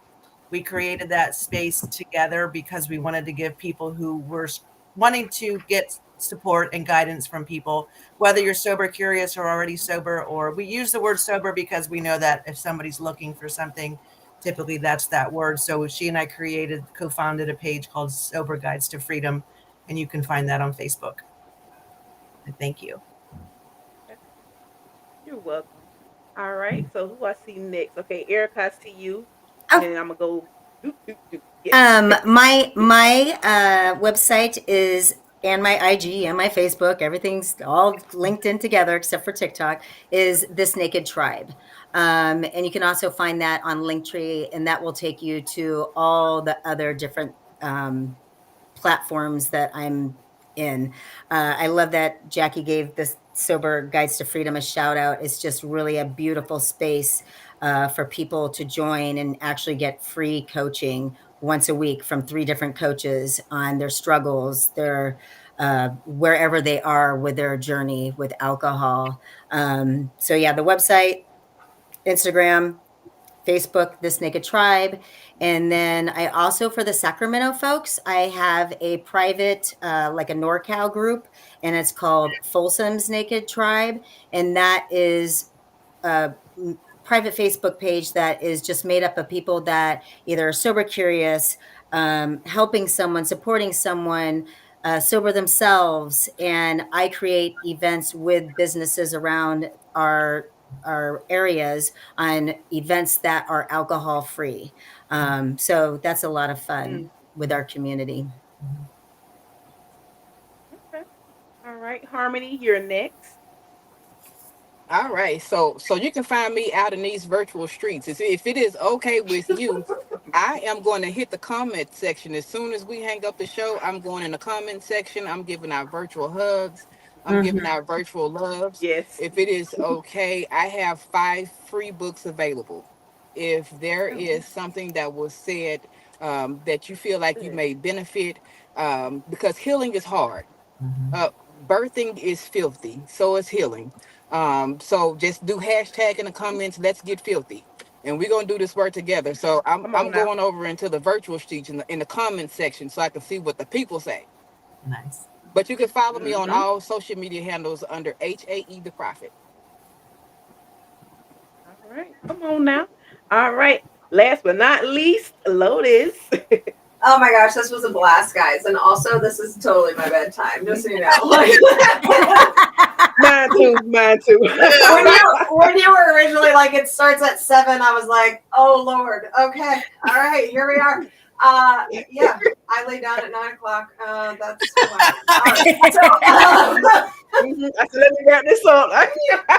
I know. I'm up till 2 a.m. every night. It's all right. It's all right. But this has been an absolute blast. So again, my name is Lotus Banks, Banks. You can go to mindset-university.com. You can also follow me, Lotus Banks, on Facebook and Instagram. Much more happening over in Facebook world. And yeah, reach out, grab my book on Amazon, Unleash Your Inner Renegade, or I love what the Prophet shared here. If anybody wants a free ebook copy of my book, just comment in the section or send me a DM, or I'll do some virtual hugs too. And I'd love to share that with anyone that's interested as well. But this was a blast. Thank you, ladies, so much. So much fun. You You guys are welcome. wonderful. So yes, it was fun, y'all. Thank y'all so much. Also, after the live, I want y'all to stick around just a little bit, and then we'll talk. But yes, y'all, thank y'all so much for coming on the panel. This is amazing. Yes. And for the people in the comments, thank y'all so much for commenting and interacting with us. So y'all, I will see y'all on next Wednesday. So that's October 15th at 7 o'clock p.m. Eastern Standard Time. And I will be interviewing Emmanuel Wright, and he's the owner of Orangeburg's River Hawks, and that's a baseball team. So he's the owner of a baseball team, y'all. So I'm gonna talk to him. So make sure that y'all tune in next week. And remember, yes, life was delayed, but it never gave the nod. I am the host of Never Gave a Nod podcast, Anukkah Laquette. Make sure that you follow every last one of these ladies and follow Never Gave a Nod podcast on all platforms. I love every last one of y'all. Bye. Ooh, he did it, y'all.